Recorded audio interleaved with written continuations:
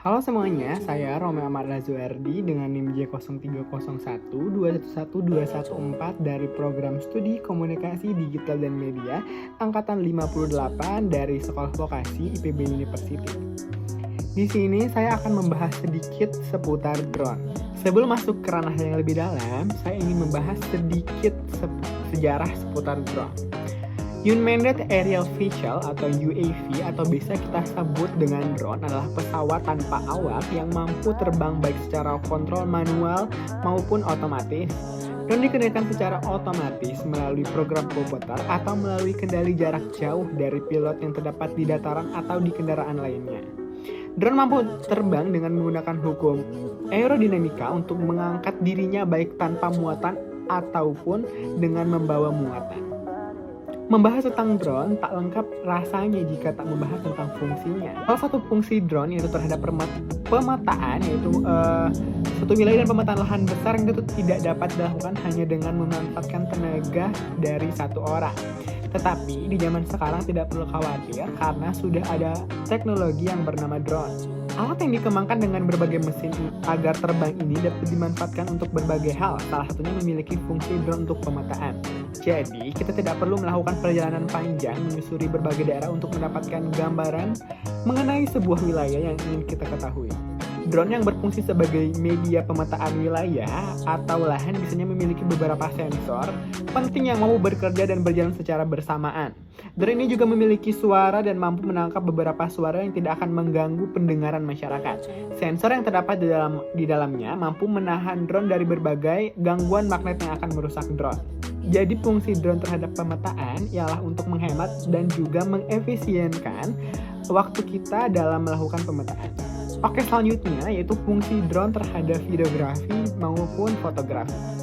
Pada drone biasanya dipasang kamera dengan spesifikasi tertentu. Dengan begitu, drone mampu mengambil video dan juga foto dari ketinggian yang sulit dijangkau oleh manusia. Kamera yang dipasang di drone biasanya memiliki resolusi dan kualitas lebih tinggi dari kamera biasanya.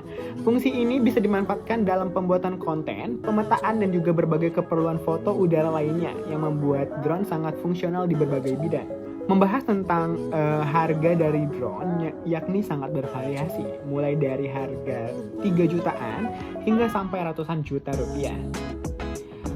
Seperti DJI Air 2S yang memiliki harga 3.350 sampai 45 juta rupiah. Kemudian ada Vimi X8S tahun 2022 yang memiliki harga mulai kisaran 5.600 hingga 19.999. Kemudian ada DJI Avata yang memiliki kisaran harga 7.300 sampai 60 juta rupiah. Dan juga masih banyak jenis drone lainnya yang memiliki harga yang sangat bervariasi. Yang pastinya harga drone ini di kisaran jutaan rupiah. Kemudian ada beberapa teknik yang bisa kita gunakan saat kita menggunakan drone. Yang pertama ada teknik pengambilan gambar di tempat. Teknik ini adalah gerakan yang paling sederhana yang bisa dilakukan oleh pemula yang masih berada pada tahap awal latihan menerbangkan drone. Untuk melakukan teknik ini, maka pemula tidak perlu menggunakan gerakan apa-apa, cukup dengan mempertahankan drone melayang di udara pada suatu tempat yang sama, kemudian ambil beberapa gambar foto atau video pada objek yang diinginkan. Kemudian ada teknik pengambilan gambar dengan gerakan ke kiri dan juga ke kanan. Setelah belajar cara mengambil gambar di tempat, pemula juga bisa mencoba mengambil gambar dengan menggunakan drone terbang ke kiri dan juga terbang ke kanan. Kemudian ada teknik pengambilan maju dan mundur, sama seperti teknik pengambilan ke kiri dan juga ke kanan. Maju dan mundur juga menerbangkan drone dengan cara maju dan mundur. Kemudian ada teknik pengambilan gambar dengan pola persegi dan juga lingkaran. Setelah melakukan beberapa gerakan yang sederhana tadi, kini saatnya kita sebagai pemula mencoba teknik yang lebih sulit, yaitu pengambilan gambar menggunakan pola persegi dan juga lingkaran.